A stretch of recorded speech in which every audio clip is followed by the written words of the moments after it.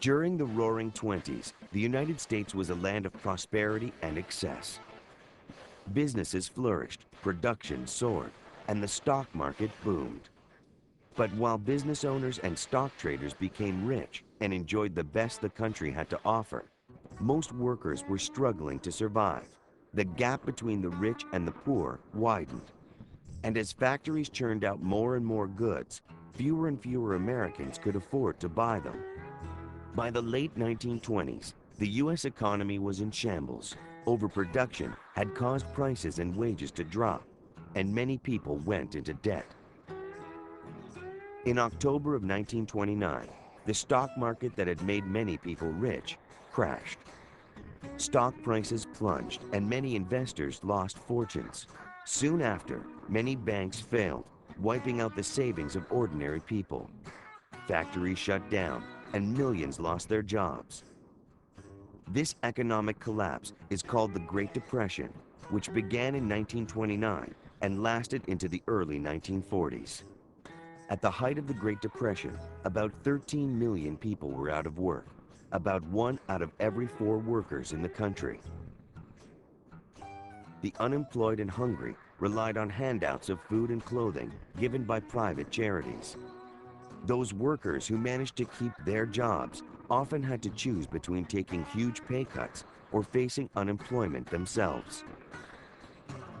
People tried anything to get money to feed their families, including trading away their prized possessions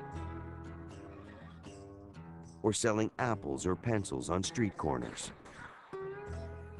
Among the hardest hit were the poor farmers of the southern Great Plains. Droughts, crop failures, and bad farming techniques led to years of choking dust storms in the region, which came to be called the Dust Bowl. The storms forced many Dust Bowl residents to abandon their farms and migrate to other parts of the country in search of work. African Americans, Mexican immigrants, and women were also hard hit by the Depression. When employers laid off workers, these people were often the first to go. Many Americans blamed President Herbert Hoover for their troubles. So when New York's Governor Franklin D. Roosevelt ran against Hoover in 1932, he was elected president in a landslide. Roosevelt, nicknamed FDR, promised a new deal for the American people.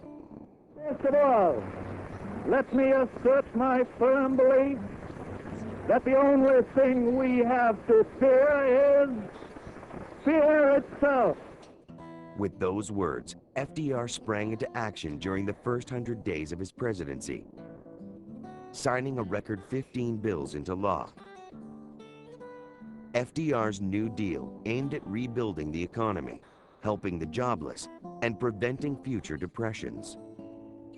Roosevelt temporarily closed the banks and restructured government banking regulations.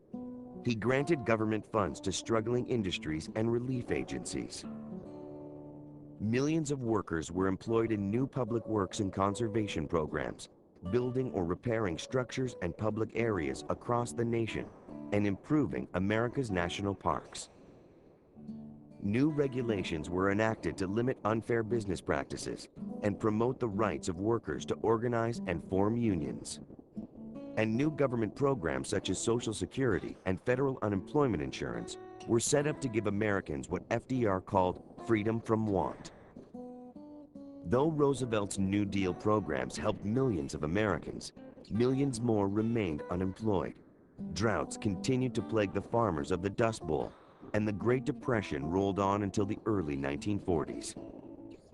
But FDR's New Deal helped reduce the suffering caused by the Depression, restored many Americans' faith in the government, and helped create a government that took an active role in maintaining the welfare of its people.